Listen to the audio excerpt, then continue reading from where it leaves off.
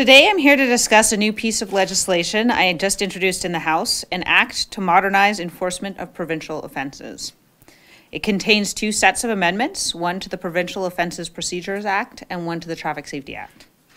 These amendments will improve enforcement of provincial laws and municipal bylaws by making it more effective, efficient, and proportionate, and by better assisting vulnerable Albertans.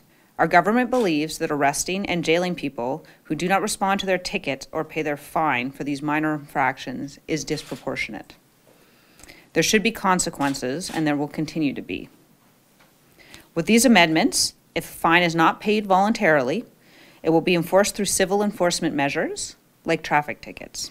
You think about an individual who has done something, by the way, which is nonviolent, who is not a threat to society in any way, but is now caught up in the system because that's essentially what we've done. In other words, if they can't pay the fine, they don't really necessarily have an option but to not pay the fine and then get caught up in the system. The more people get caught up in the system, the harder it is to actually literally get out of the system. And the social costs are, you could lose friends, family. There's so many social costs attached to this. So I'm really quite happy to see this initiative go forward. We're moving forward in terms of an evolution relative to who should be going to jail.